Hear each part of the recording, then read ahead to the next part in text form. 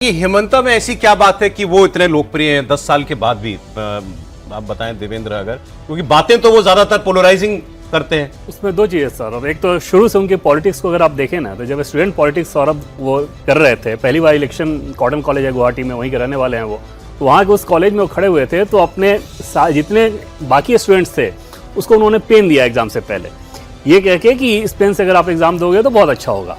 तो एक सेंटिमेंट छूना। दूसरी चीज़ कि जैसे उनको ये समझ में आया कि हॉस्टल का वोट बहुत इंपॉर्टेंट हो जाएगा, तो अपना घर गुवाहाटी में रहते हुए वो हॉस्टल में जाके शिफ्ट हो गए थे और वहाँ से पॉलिटिक्स करते थे। उस चुनाव में उन्होंने जीत हासिल की। वो जो मैनेजमेंट था ना सौरभ, वो आज भी उसी तरीके से करते हैं। जैसे आपने ये बताया कि पोलराइज करने वाली बातें कहते हैं, निश्चित तौर पर बहुत आक्रामक पोलराइज करने वाली बात करते हैं सौरभ, लेकिन साथ साथ ये भी ध्यान रखते हैं, जैसे आपने उनकी बहुत सारी तस्वीरों को देखा होगा कि स्टेज पे डांस कर रहे हैं, हाँ। बच्चों के मामा हैं, महिलाओं के भैया हैं, और इस तरह की बातें करना है, क्योंकि वो एक बैलेंस के तहत ये काम करते हैं कि ऐसा ना हो कि मेरी छवि बहुत आक्रामक बन जाए, फिर महिला वोटर्स वहां से दूर हो जाए।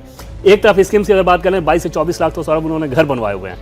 अब उन सारी योजनाओं का आप समझ सकते हैं कि किस प्रकार से वोट में कन्वर्जन होता है। दूसरी चीज की इलेक्शन मैनेजमेंट में उस व्यक्ति का जवाब नहीं। इस बीजेपी की लिस्ट में सौरभ 89 की सूची में 28 ऐसे कैंडिडेट हैं जो कि कांग्रेस से पिछले 5 सालों में आए हुए होंगे। अब वो सिर्फ एक बात को ध्यान में रखे कि विनेबिलिटी कहाँ है, उसके आधार पर वो अपने कैंडिडेट्स का चयन करते हैं। तो ओवरऑल आप देखें तो इलेक्शन जीतने के लिए जितनी चीजें चाहिए, जैसे वहाँ के मीडिया में, सोशल मीडिया की बात कर लें या ट्रेडिशनल मीडिया की बात कर लें, पब्लिक नैरेटिव की बात कर लें, मैक्सिमम डोमिनेंस हेमंत बिस्वा शर्मा का। और वहां पर जब वो पोलराइजेशन वाली बात भी सौरभ करते हैं, तो उसके पीछे उनकी रणनीति ये है कि खासतौर पर जब मियाँ मुसलमान कहते हैं, तो उनकी रणनीति ये है कि लगभग 35 से 40 लाख मुस्लिम ऐसे हैं जो कि असमिया मूल के हैं, बाकी 1 करोड़ ऐसे हैं जो कि बंगाली हैं, या तो बंगाल से या फिर बांग्लादेश से आए हुए। तो उन 1 करोड़ से ये 40 लाख प्रताड़ित रहते हैं। उसमें उनकी रणनीति है कि लगभग 25 लाख इधर खींचे। तो पिछली बार 6.5 लाख का वोट का फर्क था, इस बार 14 से 15 लाख करने की। आप इस नंबर से, मतलब बीजेपी का असेसमेंट यही है और आपका असेसमेंट भी? हाँ बिल्कुल, 100 के करीब जाएगी बीजेपी। इसमें कोई अभी तक जो फीडबैक आया उसमें कहीं कोई डाउट नजर नहीं आ रहा। आलोक जी और अमिताभ जी, आपकी राय से पहले अगर हम थोड़ा डीप जा सके उसमें, रीजन वाइज अगर प्राची। बिल्कुल, देखिए रीजन वाइज भी आंकड़े आपको बता देते हैं कि कौन से रीजन में कौन सी पार्टी मजबूत दिख रही है, कहां पर बीजेपी अच्छा कर रही है और कहां पर कांग्रेस अच्छा कर रही है। तो सबसे पहले हम बराक वैली की बात कर लेते हैं। बराक वैली का आंकड़ा आपके सामने रख देते हैं। बराक वैली की बात करें तो 13 सीटें हैं और 13 सीटों में से 10 से 12 सीटों पर बीजेपी की बढ़त नजर आ रही है।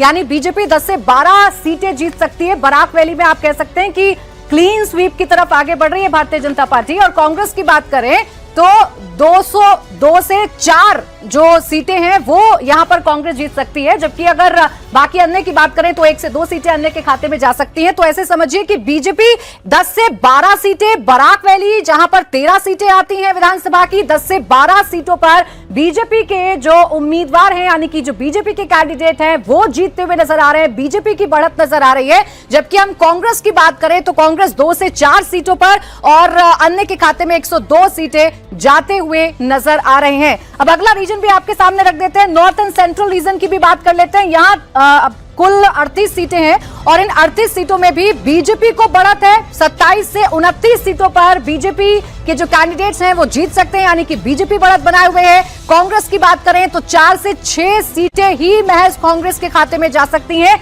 नॉर्थ सेंट्रल असम की बात कर रहे हैं, जहां दरंग, मोरीगांव, नगांव, होजई, ये तमाम इलाके आते हैं। यहां पर 27 में से 29 सीटों पर बीजेपी बढ़त बनाए हुए है, यानी कि बीजेपी को इतनी सीटें मिल सकती हैं। जबकि कांग्रेस की बात करें तो 4 से 6 सीटें कांग्रेस के खाते में जा सकती हैं। तो इस रीजन में भी बीजेपी अच्छा कर रही है। नॉर्थ एंड सेंट्रल असम में जहां 38 सीटें आती हैं, वहां भी बीजेपी 27 से 29 सीटें जीतने की स्थिति में नजर आ रही है। जबकि कांग्रेस की बात करें तो 4 से 6 सीटें कांग्रेस यहां जीतती हुई नजर आ रही है, यानी कि कांग्रेस के उम्मीदवार यहां अच्छा करते हुए नजर आ रहे हैं। अगला भी जो रीजन है आपके सामने रख देते हैं। लोअर असम की बात कर लें तो यहां पर 33 सीटें हैं और इन 33 सीटों में से 22 में से 24 सीटें बीजेपी जीतती हुई दिख रही है, जबकि 7 से 9 सीटें कांग्रेस के उम्मीदवार जीतते दिख रहे हैं और अन्य के खाते में 2 से 5 सीटें जा सकती हैं। ये वो लोअर असम है जहां धुबरी इलाका आता है, गोलापारा आता है, बजाली आता है, बरपेटा आता है, जहां आज प्रधानमंत्री नरेंद्र मोदी थे, कामरूप आता है।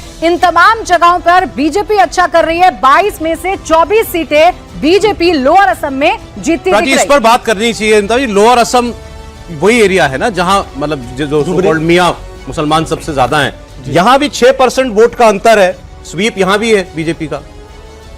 देखिए क्या है कि यहाँ पे जो डिलिमिटेशन के कारण जो है यहाँ पर कॉन्स्टिट्यूंसीज में काफ़ी चेंज हुआ है। अगर आप लोकसभा भी देखें तो लोकसभा में धुबरी लोकसभा इस क्षेत्र में आता है, उस सीट से कांग्रेस का कैंडिडेट 10 लाख की मार्जिन से जीता था। बिल्कुल, यानी लगभग उसको 15 लाख वोट मिले थे।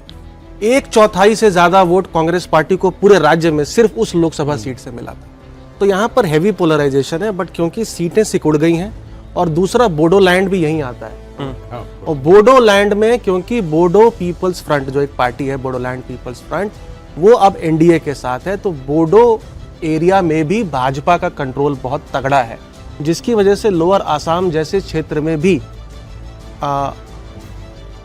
डिसएडवांटेज डेमोग्राफी के साथ भी आपको भाजपा वहां पर अच्छा करते हुए दिखेगी। एआईयूडीएफ भी कमजोर हो रही है, उसका भी असर कहीं ना कहीं मतलब मोटा मोटा मुसलमान वोटर का जो असर है वो लिमिट कर दिया गया, लिमिट कर दिया गया। लोअर की बात आई, कुछ और रीजन और है सर, वो भी बता दें, उसके बाद इस पर विस्तार से चर्चा कर लेंगे। अपर असम की बात कर लेते हैं और बोडोलैंड की बात कर लेते हैं। अपर असम में 27 सीटें हैं और इस 27 सीटों का ओपिनियन पोल ये कह रहा है कि यहां भी बीजेपी को बढ़त है। 21 में से 23 सीटें हैं जो बीजेपी जीतने की स्थिति में नजर आ रही है। कांग्रेस की बात करें तो 5 से 7 सीटें हैं, कांग्रेस 5 से 7 सीटों पर बढ़त बना रही है, यानी कि 5 से 7 सीटें कांग्रेस के खाते में जा सकती हैं, अन्य के खाते में 0 सीटें। अब बोडोलैंड की बात भी कर लेते हैं। यहां की बात करें तो यहां 15 सीटें हैं विधानसभा की और 15 सीटों में से 10 से 12 सीटों पर बीजेपी जीत दर्ज कर सकती है। कांग्रेस का शायद यहां खाता भी ना खुले और अगर खाता खुला तो मैक्सिमम 2 सीटें कांग्रेस जीत सकती है बोडोलैंड में और अन्य के खाते में 2 से 4 सीटें जा सकती हैं। तो असम के अलग अलग रीजन, तकरीबन हर रीजन में बीजेपी ने बढ़त बनाई हुई है। बोडोलैंड में जहां 15 सीटें आती हैं, 10 से 12 सीटें बीजेपी जीत सकती है, जबकि कांग्रेस के लिए मुसीबत है। कांग्रेस के सामने मुश्किलें हैं क्योंकि 0 से 2 तक यानी मैक्सिमम 2 सीटें कांग्रेस की यहां रह सकती हैं और ऐसा भी हो सकता है कि कांग्रेस का खाता भी यहां ना खुले। 15 विधानसभा की सीटें हैं और 15 विधानसभा की सीटों में बीजेपी 10 से 12 सीटें जीत रही है। कांग्रेस की बात करें तो 0 से 2 और अदर्स की बात करें तो 2 से 4 सीटें यहां अदर्स के खाते में जा सकती है। वोट शेयर इस रीजन का बताएं तो बीजेपी 42% वोट शेयर इस रीजन में बीजेपी को मिल सकता है। कांग्रेस की बात करें तो महज 19% और अदर्स के खाते में कांग्रेस से ज्यादा वोट शेयर जाता हुआ नजर आ रहा है। 37% वोट शेयर अदर्स के खाते में जाता हुआ दिख रहा है। तो बोडोलैंड में भी 15 सीटें हैं और इन 15 सीटों में से 10 से 12 सीटों पर बीजेपी जीत दर्ज कर सकती है। सौरभ,